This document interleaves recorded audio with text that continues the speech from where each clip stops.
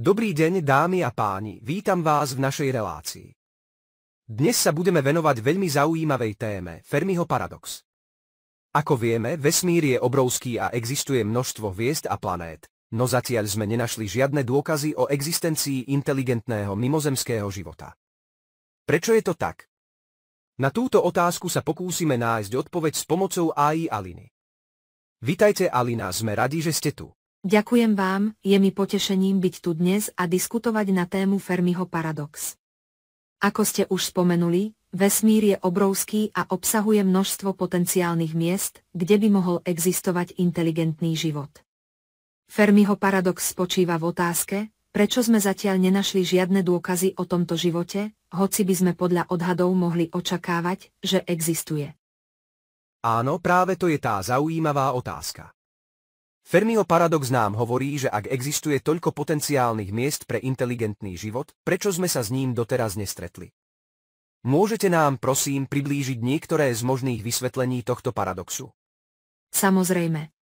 Existuje niekoľko teórií, ktoré sa snažia vysvetliť Fermiho paradox. Jednou z možností je, že inteligentný život sa vyskytuje menej často, než sme predpokladali.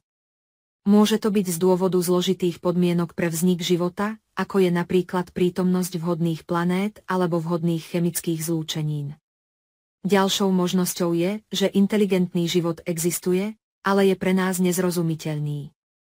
Môže sa jednať o formy života s inými spôsobmi komunikácie alebo s odlišným vnímaním reality. Ich signály a prejavy by nám mohli unikať, pretože ich nevieme rozpoznať. Tretím vysvetlením môže byť, že inteligentný život sa vyskytuje, ale sme jednoducho príliš malou časťou vesmíru, aby sme sa s ním stretli. Môže nám unikať kvôli veľkým vzdialenostiam medzi hviezdami a galaxiami. Sú to naozaj zaujímavé teórie. Je možné, že budeme schopní objaviť inteligentný mimozemský život v budúcnosti? Ak áno, aké by to mohlo mať dôsledky pre nás? Je ťažké predpovedať, či budeme schopní objaviť inteligentný mimozemský život v budúcnosti. Naše technológie a výskum vesmíru sa však neustále zlepšujú a preto je možné, že v budúcnosti objavíme dôkazy o existencii inteligentného života. To by malo obrovský vplyv na našu spoločnosť a naše chápanie vesmíru. Môže to otvoriť nové možnosti pre výskum, spoluprácu a dokonca aj pre našu budúcnosť ako druh.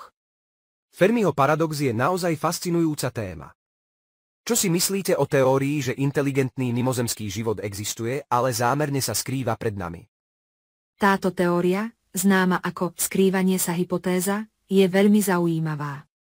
Predpokladá, že inteligentné civilizácie vedia o našej existencii, ale úmyselne sa pred nami skrývajú. Dôvody pre takéto skrývanie môžu byť rôznorodé, od obáv o našu nebezpečnosť až po záujem o nesprevádzaný pozorovateľský výskum.